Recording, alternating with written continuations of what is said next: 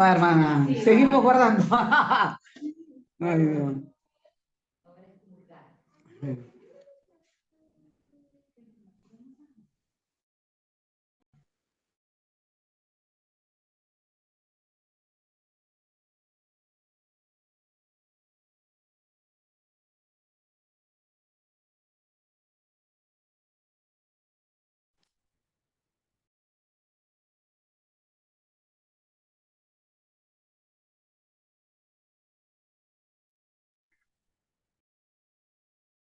Ok, regresamos. Y bueno, me disculpan lo malo del programa de hoy porque como es muy variado, es mucho el material que debo incluir, mucho puede parecer material publicitario, por eso me disculpo porque es material muy relacionado y nuestra materia de condominio es una materia muy pública, de ella se hace mucho mercadeo, entonces es necesario que yo les muestre todo lo que hay sobre esto, antes de que se enteren por otra vía. Entonces, bueno, fíjense lo interesante de lo que habló el arquitecto Ricardo Rodríguez Boades sobre el Banco Obrero. Fue el primer organismo encargado de construir. No era con la intención de construir y conservar un público para el sistema o para el gobierno. Simplemente su misión era construir y entregar los inmuebles. Mientras se estaban pagando, las personas eran obligadas con la institución. Así pasó con el INAVI, con el Centro Simón Bolívar. Una vez que terminaban de hacer sus pagos, entonces les entregaban su documento de condominio junto con el documento de propiedad y ya sabían que estaban liberados para poder convertirse en propietarios totalmente independientes para poder realizar cualquier acto de disposición, venta de esos inmuebles, pero ya estaban unidos bajo un sistema de propiedad horizontal y se regían por la ley de propiedad horizontal de ese momento. La actual ley es del año 83. Vuelvo a compartir pantalla entonces de una vez y bueno, mantengan silenciados sus micrófonos, por favor. Voy a mostrarle entonces ya el primer tema que habla sobre los instrumentos, es decir, todos aquellos que tienen que ver con los primeros libros, actas, la ley, todo lo que tiene que ver con los instrumentos relacionados con la propiedad horizontal. Comparto pantalla entonces.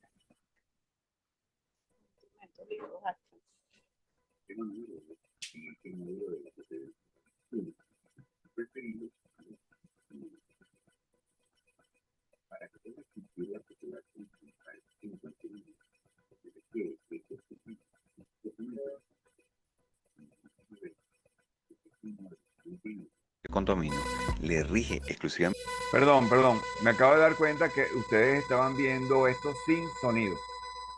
Voy a regresarlo un instante para que ustedes Instrumento. puedan ver de nuevo esta parte del video, Viene lo pero ya con importante, el sonido. instrumento y libro. ¿Todos me escuchan bien? Estos son los instrumentos, libro de acta y libro de asamblea.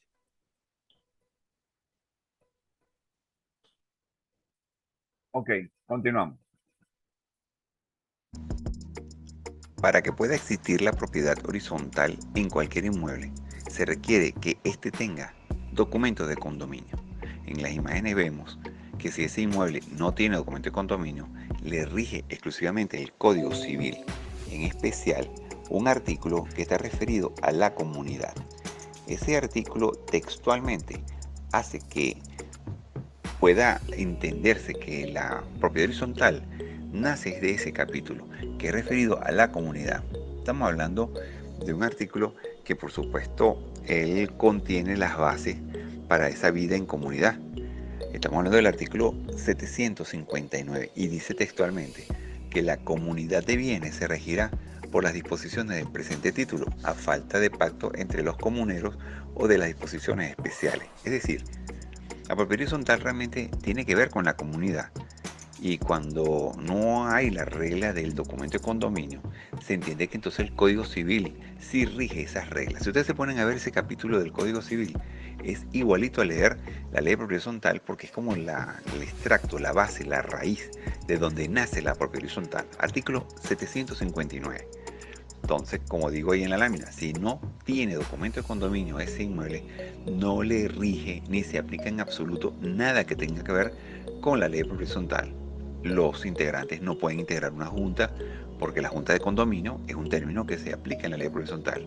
El término alícuota es un término que se aplica en la forma de distribuir las cargas, deberes y derechos en la ley horizontal. Por lo tanto, en estos inmuebles que normalmente están en bloque, son inmuebles muy viejos, es donde el propietario acostumbra a alquilar todas sus unidades y no hay forma de él poderlo vender. De hecho, a la hora de una venta, el propietario del edificio solo puede hacer una venta en bloque. Él no puede vender las unidades porque precisamente no tiene el documento que le permita dividirlo. No tiene el documento de condominio. Ahora fíjense que en la siguiente lámina sí se ve que al tener el documento de condominio, ahí le rige la ley de propiedad horizontal. Avanzando en lo que estoy explicando acá, la actual ley de propiedad horizontal lo que tiene son solo 50 artículos.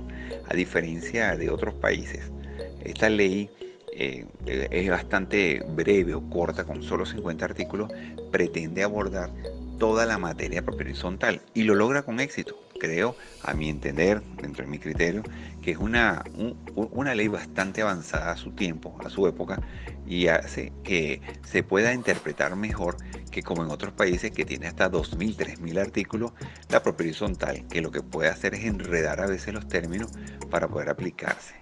Sabemos, en Venezuela, el documento que está a la cabeza de todas las documentaciones es precisamente nuestra Constitución Nacional. Luego, en categoría o en rango, por debajo de la Constitución, le sigue el Código Civil. Por debajo del Código Civil, como le dije hace rato, que es donde está el capítulo de la comunidad, y nace esta ley especial, que es la ley de propiedad horizontal. Luego, por debajo de ella, se entiende que debe haber el documento de condominio, que es el que se redacta respetando la ley horizontal, el Código Civil y la Constitución. Y por último, es el documento de propiedad. Y he visto situaciones donde el propietario a veces alega que como en su documento de propiedad incluyeron determinado texto, eso por lo tanto es erga omnes, es decir, oponible a todo el mundo, y el registrador a darle curso a ese documento de propiedad con determinados términos, eso es obligatorio para todo el mundo. Y eso no es verdad. Si ese documento de propiedad en su redacción tuvo algún tipo de texto que viola el documento de condominio de ese edificio, la ley, el Código Civil y la Constitución, ese contenido es absolutamente nulo. Un ejemplo, las multas. Las multas que se suelen incorporar en los documentos de propiedad, esas multas no aparecen en la ley de propiedad horizontal y por lo tanto son nulas, porque no se puede tomar la justicia por sus propias manos. Los únicos que pueden aplicar multas son los organismos autorizados por ley, organismos ligados al gobierno, como por ejemplo la Guardia Nacional, la gente ligada al CENIAT, la gente ligada al organismo de tránsito. Esos son los únicos organismos que tienen capacidad para multar. Un tribunal, un juez tiene capacidad y está autorizado para proceder a imponer multas, pero no un particular. Y que el documento de condominio de un edificio, y peor aún el documento de propiedad, diga algo referente a que se puede aplicar sanciones o medidas, eso es absolutamente nulo y es violatorio a esta cadena que estoy mostrando en estas imágenes. En la siguiente lámina pueden ver que hay como un triángulo con una cadena de jerarquía ya interna dentro del propio condominio. A la cabeza entonces, por supuesto, la ley de propiedad horizontal, y luego se manejan los libros de actas, se maneja el documento de condominio, las planillas de liquidación, mal llamadas facturas de condominio. En la otra imagen pueden ver que cada grupo tiene su propio libro. La asamblea de propietarios tiene su libro de actas de asamblea y la junta de condominio tiene su propio libro de actas de junta. En ambos, quien se debe encargar de llevarlo o llenarlo, tenerlo al día, de cuidarlo, protegerlo, conservarlo, es, en el caso del libro de asamblea, la administradora, que fue nombrada en asamblea. Y el libro de actas de junta, su potestad de protegerlo es la junta de condominio. No pueden llevar ambos libros, uno de estos dos sectores, porque hay como puede colidir pues un poco los intereses, ya que un libro tiene un objetivo distinto al otro. En el de asamblea, como se registran solo asambleas, ahí registramos quórum, porcentaje de participación, términos que se emplean buscando la aceptación de las mayorías o aprobaciones y las votaciones, ahí firman todo. En cambio, el libro de actas de junta es un libro que está exclusivamente designado para que ahí se asiente cada reunión que celebra la junta de condominio. bien sea reuniones periódicas o reuniones esporádicas. Pero ese es el libro que debe manejar la Junta de Condominio. En él y en su manejo es importantísimo que en su contenido pueda llevarse un orden, un control, para no dejar por fuera algo que se discutió y no se asentó. Nosotros sabemos que es muy difícil a veces la participación. Sí, párala. Y uno, para pedir una reunión de asamblea y que asistan todos los propietarios, a veces es muy difícil lograrlo. Por lo general, el logro de esto tiene que ver mucho cuando se manejan bien los documentos internos. Por ejemplo, sabemos que muchas personas no asisten a una asamblea y después pretenden indicar de que como ellos no asistieron, a ellos no se les puede ordenar determinada actividad, pago o aprobación que hubo. Pues fíjense el siguiente lámina, que dice precisamente el que calla otorga. Cuando esos propietarios se quedan en sus inmuebles y no asisten a las asambleas, aquí hay una jurisprudencia que está vigente, que se le aplican los magistrados entre sí.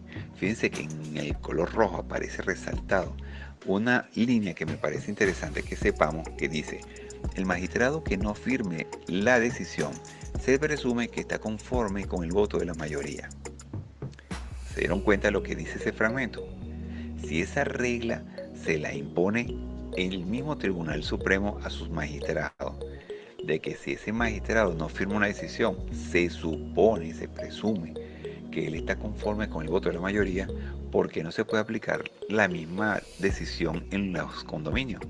Entonces ese vecino que no asiste pero fue convocado, se publicó en prensa, ya todo el mundo sabe cuáles son los temas a tratar. Esta es una de las razones por la cual no se debe poner en una asamblea convocada puntos varios, porque se entiende que cuando estás convocado para unos puntos en particular, tú puedes tomar la decisión de no asistir, que ya tú sabes que tu decisión de no asistir equivale a que tu voto va a valer igual al voto de la mayoría. Ahora, ¿qué pasa si ponen puntos varios y tú no puedes asistir realmente a la asamblea? Que ahí se van a tomar decisiones para lo cual tú no fuiste convocado, y eso hace nulo o vice de nulidad ese punto varios. Por lo tanto, no solo es nulo, es ilegal, es contraproducente, no es viable, genera problemas a la hora de querer darle validez a una decisión, no es transparente, es discriminatorio, porque se pueden tomar decisiones a espaldas de un propietario aprovechando que él no se encuentra presente. Entonces el punto varios no es recomendable incluirlo en ninguna convocatoria a una asamblea. Entonces con esta lámina aquí demuestro, es una regla que se aplica al TCJ. ¿Por qué no se puede aplicar entonces en los condominios? Pues es perfectamente válido que esos propietarios que acostumbran quedarse en sus inmuebles y no asistir a la asamblea, se les advierte y se les puede enviar esta lámina haciéndoles ver que su decisión sencillamente es de aprobación de lo que decida la mayoría. De todas maneras, la ley les va a dar un plazo de 30 días para que pueda impugnar ese propietario que no asistió, porque él considere que se cumplió alguno de estos tres factores, como es violación de la ley, violación del documento de condominio, o porque ese propietario considere que sea un abuso de derecho con respecto a lo que ahí se aprobó. Hablemos del libro de actas, bien sea tanto de asamblea como de juntas de condominio, que ya expliqué para cuál está dirigido cada uno. Estos libros son bastante delicados su manejo. Con ellos, de una manera bien llevada, se pueden ganar amparos, recursos, juicios, hasta que prosperen o no denuncias, pruebas para los juicios. Por lo tanto, es un libro bastante delicado en su manejo. La responsabilidad, ya les dije, el de asamblea bajo la custodia del administrador, y el de junta, por ser el cotidiano en el manejo de la junta, bueno, la misma junta de condominio, aunque la ley le da ambas atribuciones de protección, es al administrador. Este libro antiguamente, constantemente había que pedírselo a la administradora para que pueda enviarlo a la junta, para que pueda llenarse el contenido de alguna reunión de junta. Es un poco inviable, por lo tanto la práctica ha hecho que cada quien tenga el manejo de uno de esos libros. En resumen, son 2 libros de actas. Ahora, ¿qué es lo que quiero demostrar con esta lámina? Primero, que es recomendable que sea encuadernado, empastado, que tenga carátula de protección, que esas páginas estén debidamente foliadas. Ya las venden con una numeración en una esquina. Esos libros hay que entregárselos a un funcionario. En estos casos normalmente se usan los notarios, con una copia del documento de condominio para que le asiente en cada página un sello y una nota inicial, como la que vemos en la siguiente lámina, que indica el notario para qué está destinado este libro, bien sea o para actas de asamblea o bien sea para actas de juntas de condominio. Volvemos a la lámina anterior. Debo recordarles que las indicaciones, tachaduras, no están permitidas. Uno no puede estar subrayando o haciéndole un tachado a una palabra o borrarla, usar tipex, usar algún tipo de material para anular lo que ahí se redactó. Se deja tal cual como está, con todo y su error, y se acostumbra a salvar el contenido al finalizar el acta, dejándose constancia que donde se lee determinada función, palabra o término, se deberá leer es tal función, palabra o término. Eso se acompaña con un sello húmedo que es recomendable que todas las comunidades de propietarios tengan, que diga Junta de Condominio, y una media firma que pondrá el de la Junta en señal de estar consciente de ese tipo de corrección en el libro. Estos libros no se les pueden arrancar las páginas, no pueden tener indicaciones o tachaduras o correcciones, como acabo de decir. Si se va a salvar algo, se puede hacer al pie o en la siguiente página. Y como les recomendé, deben estar totalmente foliadas por un funcionario con firma y sello al comienzo, con una nota como dice la lámina que sigue, que es precisamente el destino para el cual ese libro está siendo usado. Lo otro que sí recomiendo, que en el levantamiento de las actas, procurar tener márgenes. Hacerle margen o comprar los libros que vengan con márgenes, porque a veces las salvadas o la salvaturas o lo que se pueda corregir se coloca como nota marginal. Yo quiero aprovechar de comentar esto porque son bastantes los condominios que usan un solo libro para todo y eso vicia el contenido. Que no le estampan un margen, hacen la corrección encima, eso también vicia la veracidad o el contenido de esa acta. Por lo tanto, es importante que lo que llevan los libros de acta, sea el representante de la Junta como la administradora, tengan una letra legible, el manejo sea el adecuado, su custodia, si alguien lo pide, no se le debe entregar, se debe presentar en un mesón para que lo revise a la vista, tanto de la Junta como al miembro de la Junta que lo está cuidando, como el del administrador si es en la administradora. Nada de que présteme el libro, que yo me lo voy a llevar, voy a sacarle copia y yo mañana se los entrego. Eso no se puede hacer. Eso es muy delicado porque el contenido de ese libro es realmente sagrado. De hecho, si no se asienta ahí la autorización para demandar a un moroso, ningún administrador puede estar demandando a un moroso. En el libro de juntas, si esa autorización no está asentada ahí en base al artículo 20, letra E, no hay forma de demandar con éxito a ningún moroso. Esta es una regla, indispensable saberlo, porque así lo dice la ley. En fin, en cuanto a la forma de manejar los libros y su contenido, estas láminas van precisamente dirigidas en ese objetivo. De todas maneras, cuando un propietario considera que no está de acuerdo con la forma como se está llevando este libro porque es un abuso de derecho o está violando la ley del documento de condominio, él dispone de 30 días para proceder a intentar un recurso ante un juez, que es lo que dice el artículo 25 de la ley de propiedad horizontal, para que él está impugnando este tipo de acuerdo que es violatorio a la ley del documento de condominio porque es un abuso de derechos. 30 días desde el momento que él se entera de esa situación irregular, que puede ser inclusive un mes después de haber ocurrido, porque así dice textualmente el artículo, que el recurso debe intentarse entre los 30 días siguientes a la fecha de la asamblea, si es que fue una asamblea o de la comunicación de la decisión. Esa comunicación llega vía recibo de condominio, por lo tanto, o planilla de liquidación, que es la que hace que nazca el plazo perentorio de 30 días para que pueda intentarse esta acción.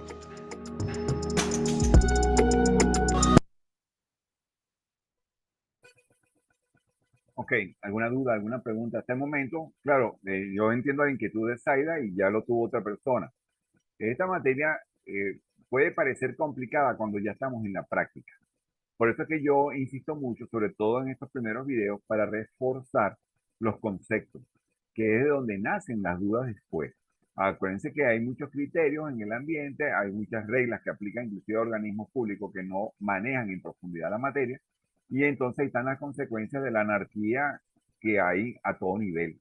Entonces yo por eso quiero aprovechar de ordenar lo que ya les di y presentarle los videos como yo los tengo elaborados precisamente para que la clase no quede ningún tema sin abordar. Entonces, para mantener un poco el ánimo de la diversidad de lo que yo estoy aquí explicando, la última persona que yo les presenté fue precisamente la de Argentina. Vamos a escuchar la versión desde Colombia del doctor Jorge Arturo Arciniegas, que él también nos manda su aporte para este diplomado internacional. Él también es un experto en esto ahí en su país y bueno, de una manera académica, él también nos está mostrando su material. Voy entonces a darle curso a la participación de Colombia en este diplomado internacional que ustedes están viendo hoy.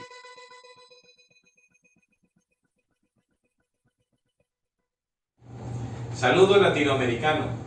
Soy Jorge Arturo Arciniegas Molina, abogado especialista en Derecho de Familia de la Universidad Libre de Colombia, con diplomado en Desarrollo Pedagógico y Humanístico en la Educación Superior, con más de 22 años de experiencia en el manejo de la propiedad horizontal como administrador, consultor, asesor, conferencista y tratadista en el tema.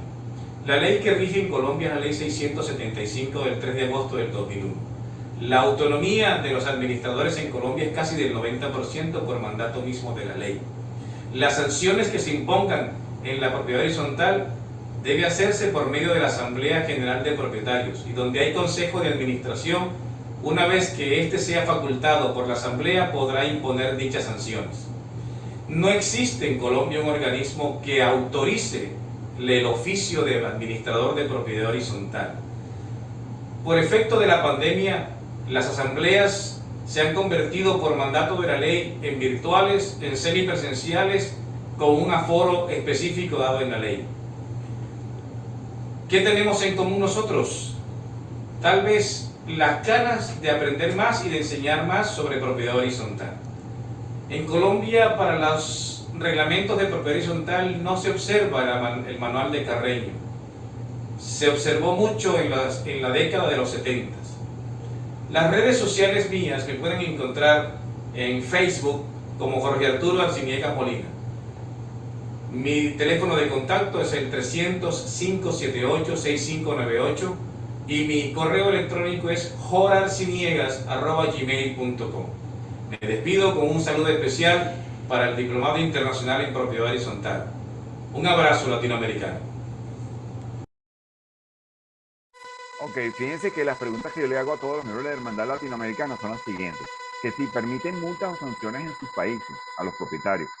¿Y cuál es la figura? Y fíjense que cada país tiene su forma de hacerlo. En Colombia parece que se permiten y tienen autonomía las administradoras por mandato de la ley. Esa autonomía no la tienen en Venezuela. Aquí tienen una relación contractual. Aquí no puede venir una administradora, está entrando y saliendo en un condominio que está administrando, cambiándole la pintura, dando órdenes y disposiciones, porque no está en nuestra ley. Esa naturaleza del administrador aquí no es tan autónoma como la tiene en Colombia. Otra de las preguntas que yo le hago a los miembros de la Hermandad Latinoamericana es que si existe algún organismo que regule a las administradoras. Aquí en Venezuela, por ejemplo, ya tenemos cámaras, siempre existió la ANAI, que regulaba un poco el funcionamiento de ellas, y que tiene su sede en sede de cámara, y tenemos las cámaras inmobiliarias, por lo menos en Caracas, la metropolitana, y en cada estado tiene su propia sede.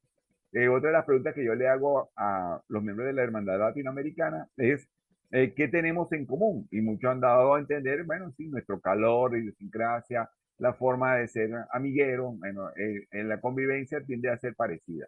Otra de las preguntas es que cómo resolvieron durante la pandemia el tema de la realización de sus asambleas, y bueno, algunos implementaron algunas políticas, como en Venezuela, la ley de mensajería de firma electrónica. Y la última pregunta que le hago a todos es si conocieron a Manuel Antonio Carreño. En Colombia sí, de hecho, se aplica su regla internamente hasta los años 70, era muy bien conocido. Paso de seguida, vamos a ver las mismas preguntas que yo le hice, en este caso, a la representante de la Ciudad de México, que es la abogada, la doctora Diana Cavazos, quien también tiene un comentario muy similar. Voy entonces a ponerla, ella responde las mismas preguntas en este diplomado internacional. Vuelvo a compartir pantalla.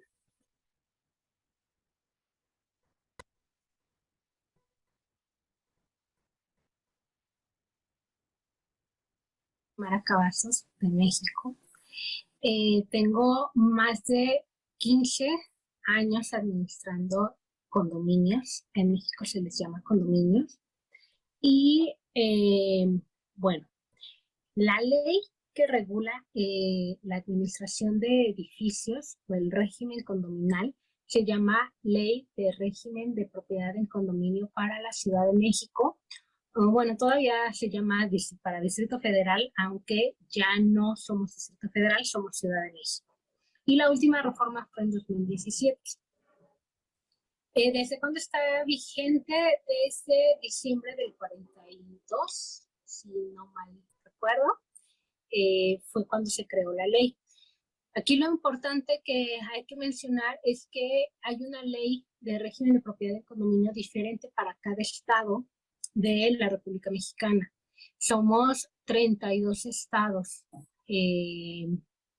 Entonces hay 32 leyes de régimen de propiedad en condominio diferentes que se basan en cosas diferentes y que tienen una norma y reglamento también diferente. Aquí hay ley de régimen de propiedad en condominio y su reglamento, más aparte todas las leyes y reglamentos que pueden ser suplementarios, ¿vale?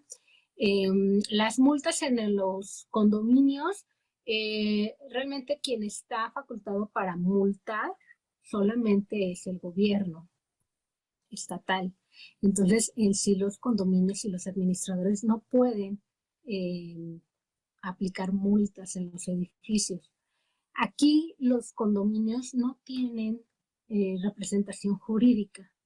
Entonces, cuando los propietarios se organizan y hacen una asociación civil sin fin de lucro, dentro de sus estatutos y a sus asociados, entonces sí ya pueden aplicarles multas, porque ya es acuerdo entre particulares y entre una asociación que nada tendría que ver el Estado. Y eso es lo que llegan a hacer. Por eso a veces sí se habla de multas, pero solamente es en los edificios donde tienen una asociación civil. El organismo que autoriza administrar edificios, es que como tal no hay un organismo que autorice porque es un oficio, no es una profesión. Entonces no necesitas una cédula para administrar edificios y nadie tendría por qué negarte que tú te dediques a lo que tú quieras, y eso es por constitución política de los Estados Unidos mexicanos. Entonces, más bien hay un ente que lo regula, la ley, y solamente existe en la Ciudad de México, que es la Procuraduría Social, que fuera de la ley, la verdad, es que te certifica para poder administrar. Tendría que ser como algo para regularizar a los administradores, pero no como para negarles el poder administrar, porque ahí ya estarían incumpliendo hasta con la Constitución política. Sin embargo, sí hay un certificado que te piden para poder registrar el condominio en la Procuraduría Social y pues tener un registro de que tú estás administrando ese edificio. ¿Y qué te piden? Pues es un examen como de unas 60 preguntas, solo de la ley, nada operativo, o muy poco, realmente ya ni me acuerdo porque lo pasa cualquiera, esa es la verdad, hasta con los ojos cerrados. Implementando tecnología de manera legal con uso de la dolarización. Aquí no, la moneda oficial pues es el peso mexicano, casi nada es con dólares, a menos que hablemos de fronteras o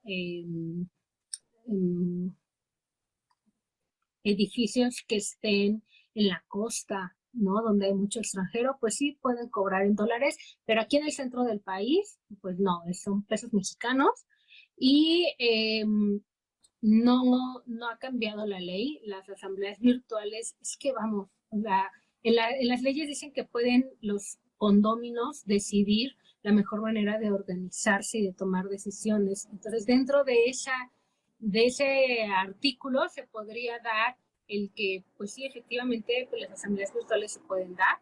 En la Ciudad de México sí hubo un momento en que se autorizaron las asambleas virtuales, que era todo un relajo y te pedían una lista de asistencia con 3 días de anticipación. Si, imagínense, a duras penas sabemos qué vamos a hacer mañana, ya parece poder mandar una lista de asistencia. Entonces, realmente lo que hacíamos los administradores es seguir haciendo asambleas, los que se podían presenciales, los que no las hacíamos virtuales, y al final de la asamblea pues ya cada quien bajaba a firmar el libro y como si hubiera sido presencial. Sigue siendo exactamente igual. Lo único que sí es que por ese registro que les mencionaba yo, muchos administradores ya no tenían registro en Procuraduría Social porque se tiene que hacer el examen de certificación cada año, aunque estés en el mismo edificio, tienes que volver a hacer asamblea, ratificarte y volver a pagar la certificación, porque nada más tiene validez de un año, y volver a registrar el edificio. Aquí el administrador solamente puede administrar hasta por 3 años máximo. ¿Qué tenemos en común entre los problemas? Entre países, ¿qué tenemos en común? Los problemas condominales son los mismos, porque la naturaleza humana es la misma, los egos, la lucha por poderes, los problemas con la autoridad, creo que eso no cambia de un país a otro. Entonces, la naturaleza humana y en sí la operación tal cual de los edificios es exactamente la misma. Se pueden certificar en competencias por las mismas habilidades, experiencias y conocimientos en toda Latinoamérica, si no es que casi en todo el mundo. ¿Por qué? Porque las personas somos iguales en todas partes. Si acaso cambia la educación que nos dieron, y eso sería por mejorar y no tanto por complicarlo, pero creo que sí, la forma de actuar es la misma en cualquier país. El manual de Carreño, pues no, la verdad es que pues son reglas cívicas, empatía, ética, valores, lo que tiene que imperar en los edificios y no tanto un manual, ¿no? Es a veces hasta conciencia cívica, que yo sé que lo trae el manual de Carreño, pero pues no como tal, así sacar el libro y decirles, oigan, esto. Aparte de que, bueno, ya también necesitamos una actualización del manual de Carreño donde incluya también dónde se deja el celular y las llamadas y qué es correcto con este manejo, ¿no?, de las tecnologías, pero pues sí, no está de más, yo creo que volverlo a inculcar hasta los niños.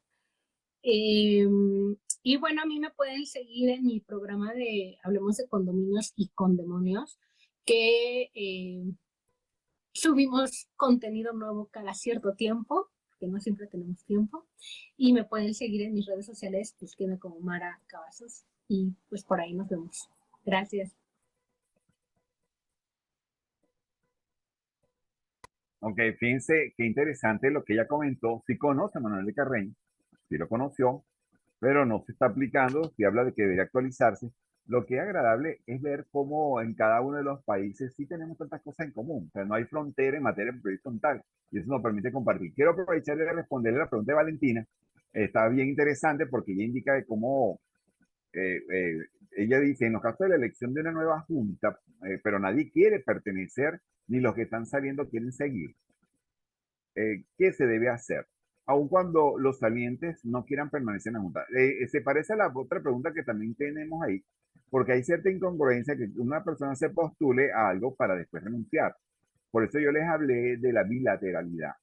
El mejor momento de renunciar, de dejar un cargo tan fastidioso como es lo de la Junta, porque pierdes la privacidad, los vecinos creen que tú eres su empleado y te convierten prácticamente en una persona que no va a tener tiempo personal porque todo el tiempo tiene que estar pendiente del condominio. Y esto es lo que no quiere nadie con tantos problemas que hay en la calle para también tenerlos en el edificio.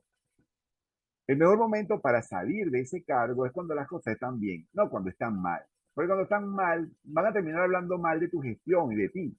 Entonces tú vas a terminar echando la culpa a los vecinos por su apatía. Y ese es un toma y dame que no es dable en esta materia.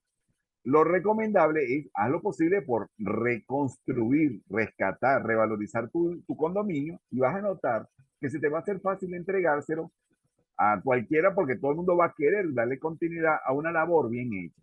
Métele más paisajismo, métele mejores reglas en el uso, mejora la convivencia con más actividades internas, más comunicación y te vas a dar cuenta que una vez que el condominio funcione, pon el cargo a la orden.